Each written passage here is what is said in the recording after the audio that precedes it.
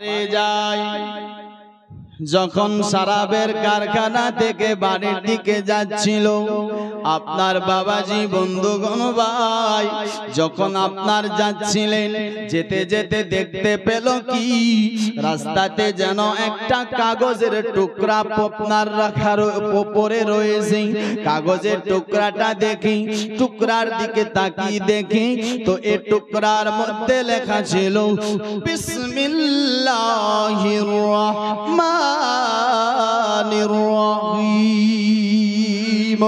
এ বাবাজি আপনার যখন দেখতে পেল আপনার বিসমিল্লাহির রহমানির রহিম লেখা রয়েছে, এটা তো আল্লাহর নাম।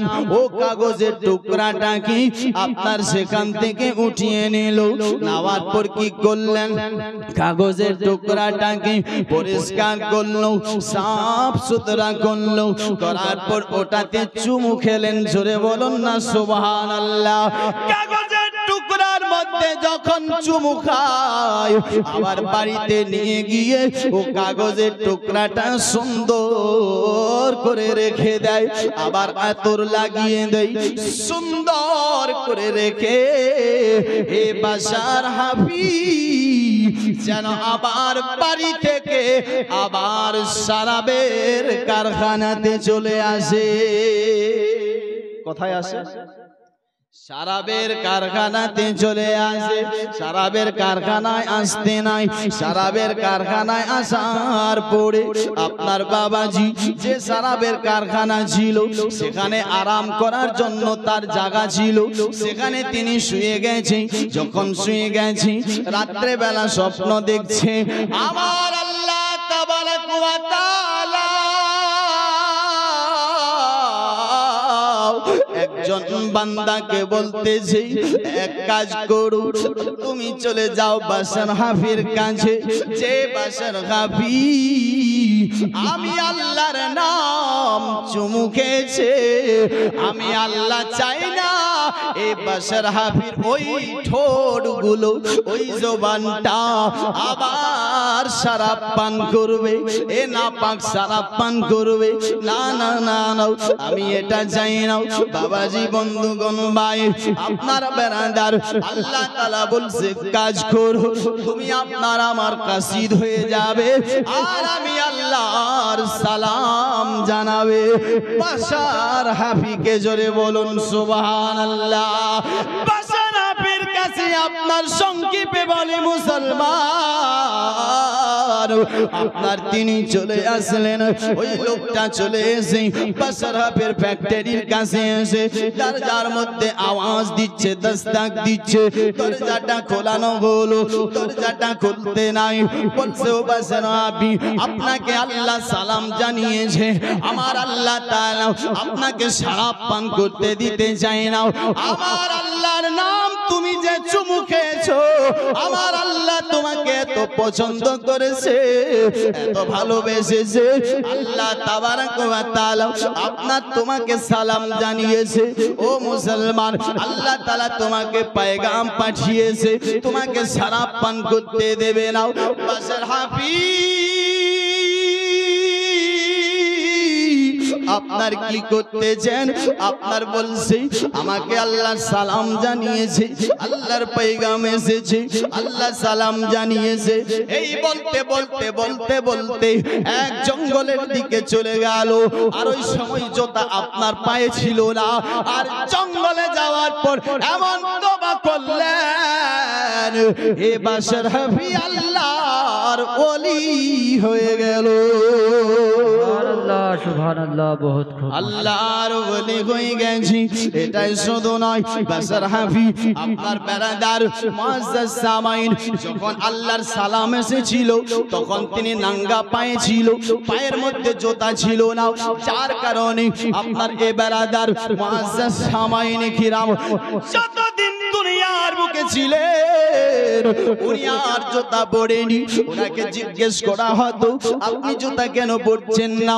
উনি বলতেছি যখন আমার কাছে আল্লাহর সালাম এসেছে, আল্লাহর তরফ থেকে আল্লাহর সালাম এসেছিল, ওই সময় আমি নাঙ্গা পাইছিলাম, যার কারণে আমি এটাকে আপনার আর পছন্দ করি না। আমি নাঙ্গা পায়ে থাকাটাকে বেশি পছন্দ করি। আমি আপনার জমিনটাকে ফরজ মনে করি, আসমানটাকে আমি আপনার আসমানের নিচে যে জমিনটাকে ফরজ মনে করি। এই জন্য আমি এটা আদবের খেলাফ করতে চাই না। এ বেরাদার, আপনার বেরাদার বুজরুগানে দ্বীন বয়ান করছেন কি জানেন? যে বাশার হাফিজ যেই জায়গার মধ্যে জঙ্গলে ছিলেন, আল্লাহ তাআলা এলান করেছিলেন পশু পাখিদেরকে, ও পশু পাখিরা একটা কথা শোনো, আমার বাশার হাফিজ যেই জায়গায় থাকে তোমরা ও জায়গা পাখানা পেশাব করবে না। জোরে বলো, ওই জায়গাতে পাখানা পেশাবও করবে না।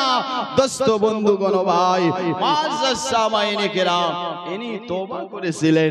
এনার কাছে শরাবের ফ্যাক্টরি ছিল, শরাব তৈরি হতেন, কিন্তু তারপর দেখেন আল্লাহ তাকে এই বিসমিল্লাহ আল্লাহর নামটা শুধু চুমু খাওয়াতে কত তাকে আপনার বেরাদার তিনি আল্লাহর ওলি হয়ে গেলেন।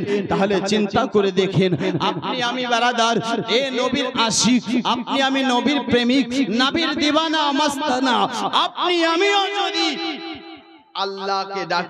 আল্লাহকে ডাকি মুসলমান দুনিয়াতে পাপ করেছেন, দুনিয়াতে গুনাহ করেছেন, আপনার নিশিরাইতে আপনি উঠে আল্লাহর কাছে প্রার্থনা করেন, রব্বুল আলামিন আমি গুনাহ করেছি, আমি পাপ করেছি, আমাকে maaf করে দিন।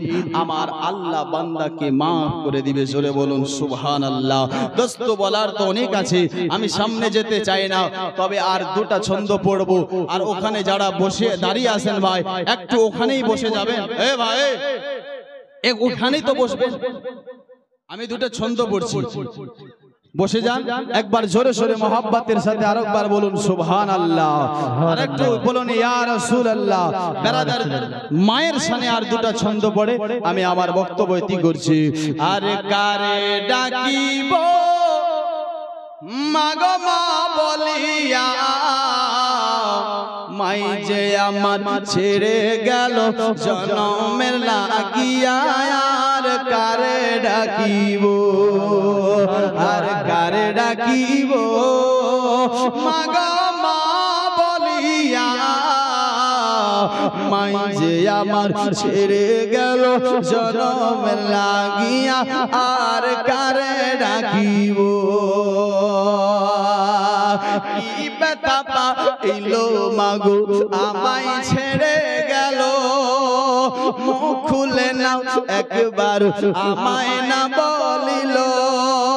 কি ব্যথা পাইলো মাগো আমায় ছেড়ে গেল, মুখ খুলে নাও একবার আমায় না বলিল। আর মনের কথা মনে রেখে, মনের কথা মনে রেখে রাখলো যে চাপাইয়া, কারে ডাকিব, আর কারে ডাকিব মাগো মা বলিয়া, মাই যে আমার ছেড়ে গেল জনমের লাগিয়া, আর কারে ডাকিব। যদি মাকে ভালোবাসেন হাত তুলে বলুন ইয়া রাসূলুল্লাহ।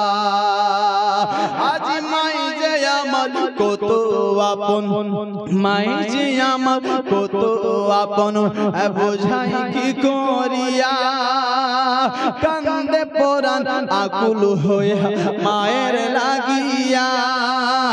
মাই যে আমার কত আপন, বোঝাই কি করিয়া, কান্দে পরাণ আকুল হয়ে মায়ের লাগিয়া। সেই মায়ের ভুলিয়া গিয়া মাগো মা, সেই মায়ের ভুলিয়া গিয়া কেমন থাকিব, কারে ডাকিব, আর কারে ডাকিব মাগো মা বলিয়া, আর মাই যে আমার ছেড়ে গেল জনম লাগিয়া আর কারে ডাকিও সুবহানাল্লাহ। আরেকবার সবাই মোহাব্বতের সাথে বলুন সুবহানাল্লাহ। এটাই লাচন্দ আর কারে ডাকিব মাগো মা বলিয়া, মাই যে আমার ছেড়ে গেল জনম লাগিয়া আর কারে ডাকিব।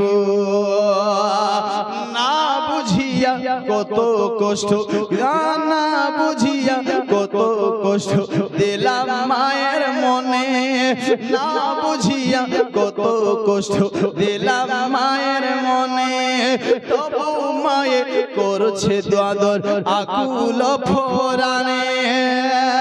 আরে না বুঝিয়া না বুঝিয়া কত কষ্ট দিলাম মায়ের মনে, তবু মায়ে করছে আদর আকুল ফোরানে। আর মুনাজাতে করছে দোয়া মাগো মা,